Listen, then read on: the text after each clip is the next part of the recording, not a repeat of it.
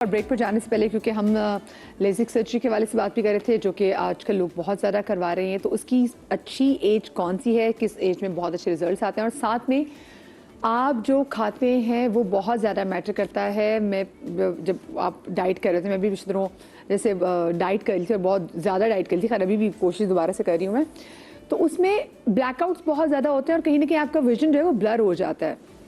तो मुझे ऐसे ही बताइएगा रीच कि हमारे दिन का कौन सा ऐसा वक्त है जिसकी खुराक सबसे अच्छी होनी चाहिए, क्योंकि हम यूजुअली जब डाइट करते हैं तो हम इंटरमिटेंट फास्टिंग के चक्कर में सुबह का नाश्ता छोड़ देते हैं जो सबसे ज़्यादा इंपॉर्टेंट होता है। बिल्कुल। तो कौन से वक्त का खाना सबसे अच्छा है आंखों के लिए? आपने देखो खुद ही से बता दिया कि नाश्ता, एक तो इसलिए कि हम एज अ डॉक्टर भी कहते हैं कि अगर आप ब्रेकफास्ट प्रॉपर करते हो, अर्ली ब्रेकफास्ट करते हो ना, तो आप बाकी पूरा दिन अगर नहीं भी कुछ खा रहे तो वो आपका एक एनर्जी सोर्स अच्छी मिल जाती है। बट उसमें सारे कंपोनेंट्स होना बहुत ज़रूरी है। नाश्ता ये नहीं कि कोई आपने सीरियल बॉक्स खोला, सीरियल खा लिया, ये नाश्ता नहीं है, या सिर्फ कॉफ़ी पी ली, ये नाश्ता नहीं है। आपका नाश्ता ऐसा होना चाहिए जिसमें every component should be there. Proteins होने चाहिए, कार्ब्स होने चाहिए, फैट्स होने चाहिए, गुड फैट्स ऑफ कोर्स, और उसके साथ अगर आप कोई फ्रूट्स लेते हो जिसमें आपके कॉम्प्लेक्स कार्ब्स भी आ जाएंगे और आपके मिनरल सोर्सेज भी आ जाएंगे। अच्छे फैट्स कौन से होते हैं? देखो गुड फैट्स जो होते हैं ना, पहले तो एक हम कहते थे कि जो रूम टेम्परेचर पे आपके जम जाते हैं वो फैट्स नहीं लेने चाहिए, आपको अनसैचुरेटेड फैट्स लेने चाहिए।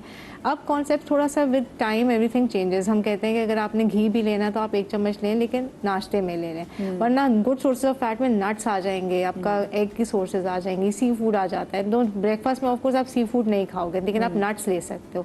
आप डेयरी का फैट खाते हैं ना, स्मोक सामन, वो एग बेनेडिक्ट के साथ स्मोक सामन वो ले सकते हैं, लेकिन हर कोई नहीं खा सकता। तो आप दलिया बनाएं, कॉम्प्लेक्स कार्ब्स का फॉर्म हो जाएगा, उसमें आप नट्स डालें, आप उसमें चिया सीड्स डाल सकते हैं, उसके अंदर आप सीड्स डाल सकते हैं, वो आप डाल के एक अच्छा सा बोल बनाएं, वो खाएं। प्रोटीन की सोर्सेज के लिए आप बॉइल्ड एग्स ले लें साथ। कॉफ़ी पीना चाहते हैं, पिए, मैं मना नहीं करती पेशेंट को, अगर आप दिन में 2 से 4 कप ले रहे हैं तो दैट्स इनफ। लेकिन उसमें ये नहीं करें कि फिर आप जो है ना वो चीनी डाल दें, क्योंकि वो बहुत हार्मफुल होती है। White sugar is harmful. खाली पेट में से कॉफ़ी कैसी होती है डॉक्टर? देखो आपका स्टमक का जो पीएच है ना वो एसिडिक होता है। अगर आप जब खाना खाते हैं तो वो थोड़ा न्यूट्रलाइज होता है, वो एसिड जूस होना शुरू करता है। कॉफ़ी इटसेल्फ जो है वो वैसी एसिडिक है, तो अगर आप एम्प्टी स्टमक पिएंगे तो क्या होगा, रिफ्लक्स आना शुरू हो जाएगा। तो बेहतर होता है कि पहले पानी पी लें या फिर आप अपना ब्रेकफास्ट करें, फिर कॉफ़ी ले लें। अच्छा, ये जो सौंफ अम्मियाँ बहुत भून के बच्चों को देती हैं, मैं बच्चों में मेरी अम्मी जब भी सब्जी वाला आता था तो एक तो गाजर में खाती थी, मुझे याद है। तो ये गाजर कितनी अच्छी है? जैसे हम हमेशा सुनते हैं कि जी देखिए गाजर इसलिए अच्छी है, जितनी भी कलर्ड फ्रूट्स एंड वेजिटेबल्स हैं ना, क्योंकि हमने बात की थी ना कि विटामिन ए बहुत ज़रूरी है। जी। अच्छा, ल्यूटिन बहुत ज़रूरी है। ल्यूटिन क्या होता है? ये सारे जो है ना कलर्ड पिगमेंट्स होते हैं जो आपकी आई के लिए न्यूट्रिशन का काम करते हैं। तो आपने वो सारी सोर्सेज जितनी colour vegetables, specially red, orange, जैसे आप शकरकंदी लेते हैं वो थोड़ी सी ऑरेंज टाइप की होती है, ऑरेंजेस हैं या टमाटर हैं, ये इंपॉर्टेंट होते हैं कलर्ड पिगमेंट्स। ये आपकी आई हेल्थ में इंपॉर्टेंट करते हैं। जैसे विटामिन में एक ही सोर्सेज नहीं है, बाकी भी जो इसके अंदर पिगमेंट्स हैं वो इंपॉर्टेंट है, तो वो आपने लेने हैं। तो गाजर इसलिए इंपॉर्टेंट है। गाजर का हमें इसलिए कॉन्सेप्ट पता है क्योंकि हमने खरगोश के कार्टून देखे होते हैं। वो कहते हैं कभी खरगोश को ऐनक लगाई देखा तो मुझे हाँ भाई बात तो सही है। दूसरा लेकिन इस तरह बच्चे खा लेते हैं। लेकिन जो ग्रीन वेजिटेबल्स हैं, जो ल्यूटिन की मैं बात करी ना, वो ग्रीन लीफी वेजिटेबल्स में बहुत ज्यादा होता है। तो हमने एक कार्टून वो भी देखा था जिसमें वो पालक खोल के खाता है, तो हमें बच्चों को वो भी तो यही है कि अगर आप 100 ग्राम्स ऑफ कुक्ड स्पिनच लेते हैं तो अपनी डेली सोर्सेज ऑफ जो आपको रिक्वायरमेंट है वो पूरी कर लेते हैं। हालांकि ज़्यादा नहीं है, अगर आप देखा जाए। खिलाना बच्चों को बहुत मुश्किल है आजकल के बच्चों को सब्जी खिलाना बहुत ज़्यादा मुश्किल हो गया, क्योंकि उनको इतना प्रोसेस्ड फूड की आदत होगी कि वो एक कॉल करते हैं, एक डिलीवरी पे आ जाते हैं, सारा वो जंक फूड आता है, वो प्रोसेस्ड फूड आता है। दूसरा, हम लोग माएँ खुद भी ये करते हैं कि सब्जियां बनाती हैं तो भून के उसकी जो वाटर सॉल्युबल विटामिन तो वैसे ही जो है एवापोरेट कर जाती हैं। मिक्स सब्जी बनाए तो वो सब्जियों की शक्ल गोभी, उसमें गाजर उसमें सिर्फ मसाला रह जाता है उसमें, क्योंकि आप उसकी ऑफ कोर्स बिल्कुल ख़त्म नहीं होती, लेकिन आप उसकी न्यूट्रिशनल वैल्यू डिक्रीज चाहिए। हाँ, तो आप जो रॉ वेजिटेबल्स खा सकते हैं उनको रॉ खाएं, जो रॉ नहीं खा सकते उनको आप स्टीम करके खाएं, उनको प्लीज तेल में भून के नहीं खाएं। सही। डॉक्टर साहब, लेजिक की सबसे अच्छी एज कौन सी है? 18 से अबव करना चाहिए, और जब आपका नंबर स्टेबल हो जाए, तो आजकल नंबर स्टेबल होते होते 19-20 भी हो रहा है, तो नॉर्मली मैं 20 के बाद करती हूँ। मैंने अपनी सिस्टर का भी किया, आई थिंक 20 ईयर्स हो चुके हैं और माशाल्लाह शी इज़ फाइन। अभी तक अच्छा नजर आ रहा कौन सी है। सूरत में आप नहीं करा सकते लेजिक सर्जरी? हाँ, सबसे पहले जो उसका एक टेस्ट होता है जो टोपोग्राफी कराता है, जैसे गाड़ी की विंड स्क्रीन होती है तो हमारी भी आंख की एक विंड स्क्रीन है जिसे हम कॉर्निया कहते हैं। कॉर्निया की थिकनेस कैसी है, कॉर्निया में कहीं डेंट तो नहीं है, कॉर्निया पतला तो नहीं हो रहा, जो केराटोकोनस कहलाता है वो चीज़ें ना हो, तो फिर हम लेज़र की तरफ जा सकते हैं। प्लस जो आपने एक सेगमेंट में बताया था कि -6 नंबर तक बड़ा अच्छा रिजल्ट आता है, उससे अगर बड़ा नंबर है तो इसीलिए हम बातें कर रहे हैं कि बच्चों में प्रोग्रेशन मायोपिया की बचानी चाहिए, क्योंकि अगर उससे बड़ा नंबर है तो थोड़ा वापस भी आ सकता है 4-6 साल बाद। तो कोशिश करें कि सही वक्त पे तशखीस और बच्चे को ग्लासेस पहनाना शुरू करना ज़्यादा जरूरी है। अगर आप बच्चों को ग्लासेस सही टाइम पे नहीं पहनाते तो होता क्या है कि अगर नंबर डिफरेंस है या आपने पहनाया ही नहीं तो आंखें या तो भंगा जाती हैं, स्क्विंट करना, और इसके अलावा लेजी आई होना। लेजी आई का 7 साल से 11 साल तक के अंदर मतलब 11 साल के अंदर तो ट्रीटमेंट है, उसके बाद उसका कोई ट्रीटमेंट अक्सर नहीं होता। तो उसमें हम पैचिंग का ज़रूर कहते हैं। तो जब तक आप जैसे बाहर है कि, और यहाँ भी कुछ स्कूल के बच्चे आते हैं स्क्रीनिंग में, जब आप स्कूल गोइंग हो, जो कि हम अभी बात कर रहे थे कि 2 साल या 1.5 साल पे नहीं कराना चाहिए, 4 से 5 साल पे कराएं, तो जब आप बच्चों को स्कूल में दाखिल कराएं तो फ़ौरन स्क्रीनिंग के लिए भेजें। ये स्कूलों का भी होना चाहिए और पेरेंट्स को भी। जब यहाँ एज पे पता चल जाएगा तो बहुत सारी चीज़ें पहले से स्क्रीन आउट हो जाएंगी। हाँ जी। अच्छा मुझे बताएं डॉक्टर साहब, कुछ लोग ना बगैर मशवरे के, डॉक्टर के बगैर मशवरे के आई ड्रॉप्स खरीद लेते हैं और आंखों में डाल भी लेते हैं, ये कितना ख़तरनाक है? तो ये सारा मसला आई थिंक पाकिस्तान में सबसे ज़्यादा है, बिकॉज सेल्फ मेडिकेशन एग्जैक्टली तो यहाँ पर हमारे पास कोई स्ट्रिक्ट रूल नहीं है कि फार्मेसीज़ को इम्पोज किया जाए कि भाई आपने प्रिस्क्रिप्शन के बगैर डॉक्टर के नहीं देनी है मेडिकेशन। अब होता ये है कि जो सबसे बड़ा मसला ये है कि एंटीबायोटिक का जो गलत इस्तेमाल होता है, ओवर द काउंटर ड्रॉप्स तो आपको अमेरिका में भी मिलेंगे, यूके में भी मिलेंगे, दैट इज़ फाइन, वो इसीलिए होते हैं ओवर द काउंटर कि आप उसको यूज़ कर लें जहाँ ज़रूरी लगता है।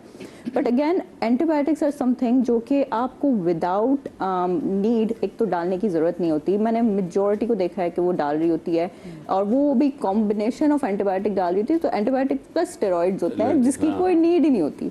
तो अब ये जब डाल के हमारे पास आते हैं, आराम से उन्होंने महीना 2 महीना डाला होता है, फिर हमारे पास आते हैं, वो कहते हैं भाई इससे तो ठीक नहीं हो रहा और ये वो। तो आपने बेसिकली अपना एक तो आँख का फ्लोरा पूरा चेंज कर दिया, कोई बैक्टीरिया जरासीम किसी एंटीबायोटिक से ठीक होना था या फिर उसकी ज़रूरत ही नहीं थी, वो आपने बिल्कुल मॉडिफाई कर दिया। आपकी जो आँख का एक अपना ऑर्गेनिज्म जो वहाँ फ्लरिश कर रहा होता है उसको आपने पूरा डिस्ट्रॉय किया हुआ होता है।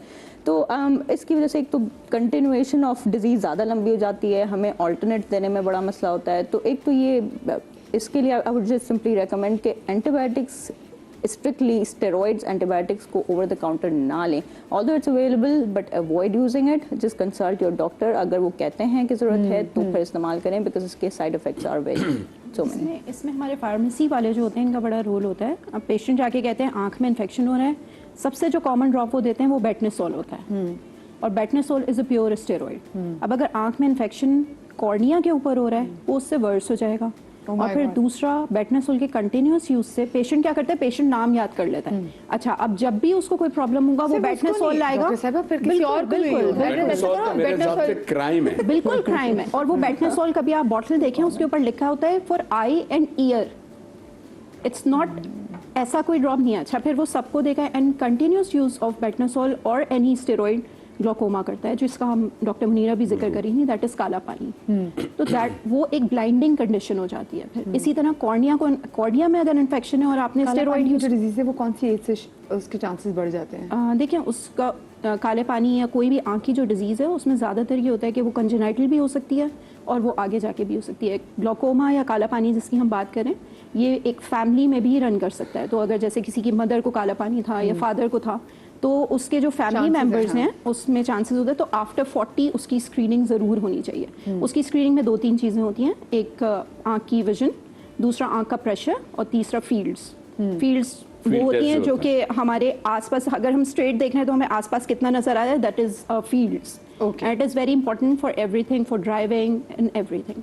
तो ये 3 चीज़ें जो हैं वो ग्लोकोमा इफेक्ट करता है। और ग्लोकोमा जब इसको इफेक्ट करता है, ग्लोकोमा बेसिकली आपके ऑप्टिक नर्व को इफेक्ट करता है। तो जब एक दफ़ा वो इफेक्ट कर देता है तो दैट इज़ इरिवर्सिबल, वो दोबारा से विजन वापस नहीं आती है। तो इसलिए इट्स वेरी इंपॉर्टेंट। ये ओवर द काउंटर जो आप एक बात कर रही हैं, ये हर चीज़ की तरह ये आँखों की उसमें भी ये बहुत बहुत खौफनाक चीज़ है भाई। बिल्कुल। तो प्लीज़ ये आंखें तो एक ऐसी नेमत है, खुदा ना खासा ये छिन की तो बहुत मसला हो सकता है। अच्छा इस्लाम, मुझे बताएं, जब आपके पास लोग आते हैं, जब बच्चे आते हैं, क्योंकि ऑफ कोर्स जब बच्चों को चश्मा लगता है तो फिर आपके पास मैं देख रही बड़े बड़े प्यारे प्यारे फ्रेम्स भी हैं, बड़ों के भी नज़र के चश्मे होते हैं, तो किसको समझाना आपके लिए ज़्यादा आसान होता है? ऑफ कोर्स आजकल तो दोनों को समझाना मुश्किल है। बड़ों को समझाना इसलिए मुश्किल है क्योंकि हमारा एक फैशन माइंडसेट है। देखिए, बच्चों में ज़्यादातर रिक्वायरमेंट होती है चश्मों की, और आजकल बड़ों में रिक्वायरमेंट प्लस अटायर फैशन दोनों चीज़ें इन कॉम्बिनेशन होता है। तो अब देखिए, वही बात है ना कि अब असल चीज़ फैशन नहीं है, असल चीज़ है कि आपकी रिक्वायरमेंट क्या है, आपका फेस स्ट्रक्चर क्या है, आपका जो है वो आई, आपका खास तौर पे आई सेंटर सबसे इंपॉर्टेंट चीज़ होती है कि अगर किसी का नंबर हाई सिलेंड्रिकल है या हाई स्फेरिकल भी है इवन, तो उनके जो ग्लासेस होने चाहिए वो एक तो आपकी नोज पे प्रॉपरली सेट हों, एंड मोस्ट इंपॉर्टेंटली जो आपकी आईज का सेंटर है वो आई का सेंटर आपके ग्लासेस के आई के सेंटर से कोइंसाइड होना बहुत ज़रूरी है। अब ये नहीं जैसे मैंने ग्लासेस पहने हुए हैं, अब मुझे रिक्वायरमेंट है कि मैंने यहाँ से देखना है, अब अगर मेरा चश्मा यहाँ पर है, अब मैंने बहुत से लोगों को देखा है, सॉरी फीमेल्स को ज़्यादा देखा है कि उन्होंने चश्मा अच्छा खासा उनका नंबर होता है -6 -7 और उन्होंने चश्मा यहाँ पहना हुआ होता है, वो यूँ बात करती हैं जी। अच्छा, अब पता नहीं ये एक ऑटोमेटिक प्रोसेस है क्या है, हम उनको चश्मा देते हैं जी प्लीज़ पहनिएगा, वो यूँ करती हैं, यहाँ आके रोक देती हैं, तो फिर उनको बोलना पड़ता है कि प्लीज इसको थोड़ा सा पीछे पहनेगी। तो उन्होंने नहीं, आजकल ये ट्रेंडिंग में, मैं क्या देखें ट्रेंडिंग में होगा, ट्रेंड तो चेंज होता रहता है, बट आपकी आंखें चेंज नहीं हो सकती बार बार। और जल्दी से क्विकली, कोई टाइम कम है, ये लोग जो हम देखें, मैं ये बात नहीं करती, मैं ना लोगों को मना करनी कि नहीं भी आप मत सन ग्लासेस इस्तेमाल करें, लेकिन देखिए ऑफकोर्स जो अच्छी क्वालिटी के हैं वो बहुत महंगे सन ग्लासेस हैं, नहीं अफोर्ड कर सकते, लोगों की इतनी तनख्वाही नहीं होती जितने लोगों के सन ग्लासेस महंगे। तो अगर आपको ये सब रेप्लिका भी कुछ उठाते हैं तो कैसे पता चलेगा कि ये हमें पहनना है कि नहीं पहनना? सबसे इंपॉर्टेंट चीज़ ये है कि आपको ये पता होना चाहिए कि देखिए सनग्लासेस का क्या पर्पस है, to protect you from the sun rays, okay, जो कि होती है UV 400 अल्ट्रा वायलेट। कोई भी सनग्लास आप लें, can be any colour anything, उसको प्लीज़ UV टेस्ट ज़रूर करवाएं। एक UV टेस्टर होता है जो कि मेरे हिसाब से हर ऑप्टिशियन के पास होना चाहिए लाजमी तौर पे। आपने अगर कहीं एक्सटर्नली भी परचेज किया है, आप उसको सिर्फ उस UV टेस्टर पे उसको रखें और उसमें वो आपको बता देगा कि भाई UV 400 है, UV 425 है, तो ये उसका होना बहुत ज़रूरी है। अनफॉर्चुनेटली हमारे लोग फैशन की वजह से कहीं भी गुजर रहे होते हैं, कहीं पर भी कोई काउंटर लगा होता है, कुछ लगता है वो वहाँ से बस ले लेते हैं और उसको पहनने लगते हैं, कहते हैं हाँ अंधेरा तो लग रहा है बस, लेकिन वो आंखों का अंधेरा परमानेंट ना हो जाए, अल्लाह ना करे, तो इसलिए उसको प्रिवेंट करने के लिए आप प्लीज को UV टेस्ट जरूर करवाया करें। थैंक यू सो मच लान, थैंक यू सो मच। आप सबका भी देखें, हमारी आंखें अल्लाह पाक की, मुझे लगता है कि हमारी बॉडी में सबसे बड़ी मुझे लगता है नेमत हमारी आंखें, क्योंकि इन्हीं आंखों की वजह से हम अल्लाह पाक की बाकी नेमतों को एंजॉय कर सकते हैं, हम देख सकते हैं, रंगों को देख सकते हैं, महसूस कर सकते हैं, अपने प्यारों की शक्लें देख सकते हैं, और ज़िंदगी की बहुत सारी रानाइयाँ जो है ना वो हमें इन्हीं 2 आंखों की वजह से देख सकते हैं।